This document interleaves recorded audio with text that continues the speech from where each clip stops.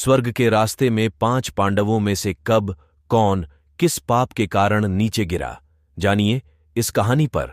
और कहानी को स्टार्ट करने से पहले जो मेरे चैनल पर नए हैं, चैनल को सब्सक्राइब करें दोस्तों, और ये कहानी अच्छा लगे तो एक लाइक जरूर करें। धन्यवाद। महाभारत के युद्ध की समाप्ति के बाद सभी पांडव सशरीर स्वर्ग गए थे।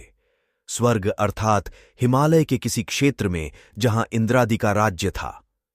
5 पांडव अपना राजपाट परीक्षित को सौंपकर जब स्वर्ग की कठिन यात्रा कर रहे थे, तब इस यात्रा में द्रौपदी भी उनके साथ गई थी। सभी चाहते थे कि हम सशरीर स्वर्ग पहुंचें, परंतु रास्ते में कुछ ऐसा घटा कि एक करके पांडव नीचे गिरकर मृत्यु को प्राप्त हो गए। यात्रा के दौरान जब पांडव बद्रीनाथ पहुंचे और वहां से आगे बढ़े तो सरस्वती नदी के उद्गम स्थल पर नदी को पार करना द्रौपदी के लिए कष्टकर हो गया था। ऐसे समय में भीम ने एक बड़ा सा चट्टान उठाकर नदी के बीच में डाल दिया। द्रौपदी ने इस चट्टान पर चलकर सरस्वती नदी को पार किया था। कहते हैं कि माणा गांव में सरस्वती के उद्गम पर आज भी इस चट्टान को देखा जा सकता है।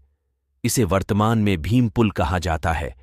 हालांकि महाभारत की कथा अनुसार 5 पांडव, द्रौपदी तथा एक कुत्ता आगे चलने लगे। एक जगह द्रौपदी लड़खड़ाकर गिर पड़ी। द्रौपदी को गिरा देख भीम ने युधिष्ठिर से पूछा कि द्रौपदी ने कभी कोई पाप नहीं किया, तो फिर क्या कारण है कि वह नीचे गिर पड़ी।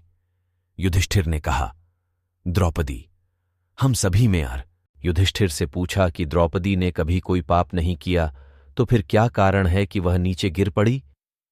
युधिष्ठिर ने कहा, द्रौपदी हम सभी में अर्जुन को अधिक प्रेम करती थीं, इसलिए उसके साथ ऐसा हुआ।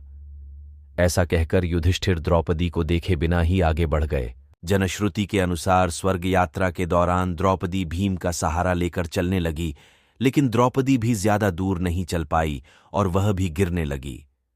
ऐसे समय भीम ने द्रौपदी को संभाला।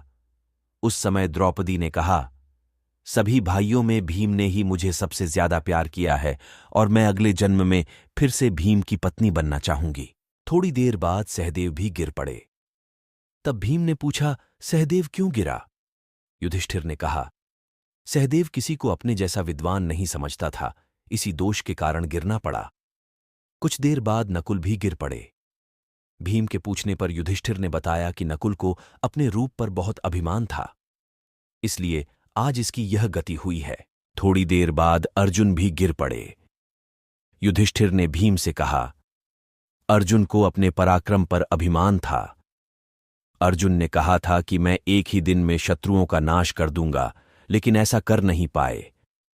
अपने अभिमान के कारण ही अर्जुन की आज यह हालत हुई है। ऐसा कहकर युधिष्ठिर आगे बढ़ गए। थोड़ी आगे चलने पर भीम भी गिर गए। तब भीम ने गिरते वक्त युधिष्ठिर से इसका कारण पूछा तो उन्होंने बताया कि तुम खाते बहुत थे और अपने बल का झूठा प्रदर्शन करते थे, इसलिए तुम्हें आज भूमि पर गिरना पड़ा। यह कहकर युधिष्ठिर आगे चल दिए। केवल वह कुत्ता ही उनके साथ चलता रहा। युधिष्ठिर कुछ ही दूर चले थे कि उन्हें स्वर्ग ले जाने के लिए स्वयं देवराज इंद्र अपना रथ लेकर आ गए। तब युधिष्ठिर ने इंद्र से कहा, मेरे भाई और द्रौपदी मार्ग में ही गिर पड़े हैं, वे भी हमारे साथ चलें, ऐसी व्यवस्था कीजिए।